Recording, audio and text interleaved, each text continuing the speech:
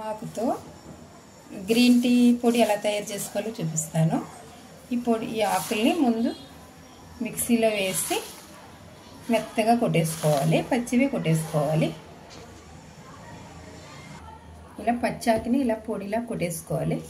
తొందరగా ఎండిపోతుంది అనమాట. ఆకులు చేని ఎండబెట్టుకునే కన్నా ఇలా తొందరగా ఎండుతుంది. ఇందులోకి ఏమేం కావాలో చూపిస్తాను. శొంఠి 2 కొమ్ములు, ఒక జాజికాయ,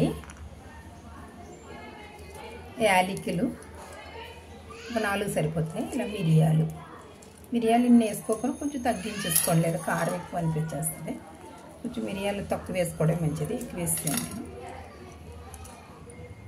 ప్లస్ ఇంకా మన టీ పొడి, మన డైలీ వాడుకునే టీ పొడి. అలాగే దాల్చిన చెక్క పొడి, నేను పొడి చేసేసుకున్నాను. దాల్చిన చెక్క లేదు, అది కొంచెం ఎక్కువ వద్దు, కొంచెం ఎక్కువ వేసేస్తాను. కొంచెం వేసుకొని ఈ శొంఠి నేను జస్ట్ కొంచెమే కదా రోట్లో వేస్తాను.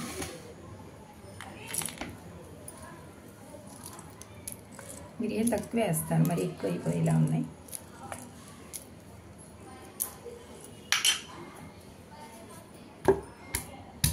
మెత్తగా పొడి చేసుకోవాలి.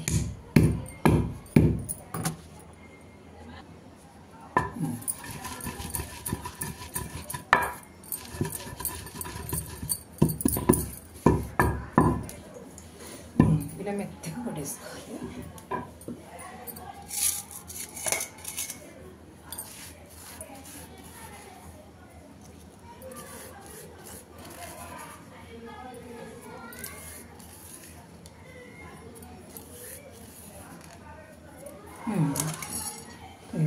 ఇలా ఇందులో వేసేసుకుని ఇది మొత్తం కలుపుకొని నీడపాటిని ఇంట్లోనే ఆరబెట్టుకోవాలి. ఎండలో ఆరబెట్టకూడదు, విటమిన్స్ పోతాయి.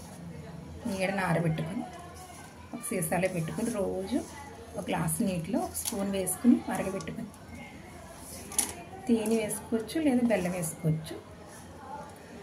తేనె వేసుకున్న బాగానే ఉంటుంది, బెల్లం వేసుకున్న బాగానే ఉంటుంది. చాలా మంచిది ఆరోగ్యానికి. జామాకులు అందరికీ దొరుకుతాయి కాబట్టి అందరూ చేసుకోండి. చాలా హెల్త్కి చాలా చాలా మంచిది.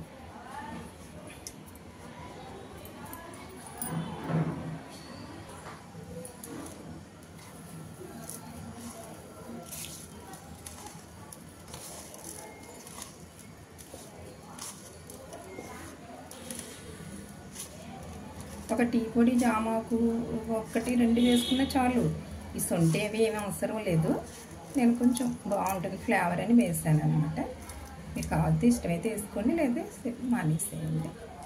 ఒక్క జామాకు టీ పొడి సరిపోతుంది. అలా కూడా టేస్ట్ బాగుంటుంది. ఇది కొంచెం బాగుంటుందని నేను ఎలా చేసుకుంటాను. టీ ఎలా కాసుకోవాలో చెప్తాను.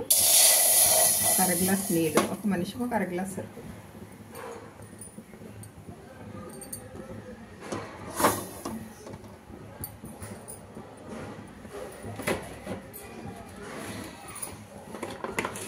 ఇందులో చిన్న బెల్లం ముక్క వేసుకోండి.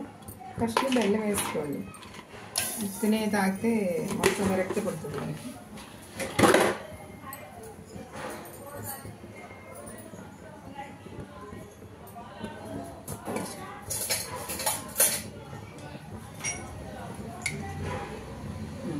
ఒక స్పూన్ వేసుకోండి, కొంచెం పర్వాలేదు వేసుకోవచ్చు. ఇలాంటి స్పూన్తో ఒక స్పూను, 2 స్పూన్లు, 2 గ్లాసులు అనుకో 2 స్పూన్లు, 1 గ్లాసుకి 1 స్పూన్.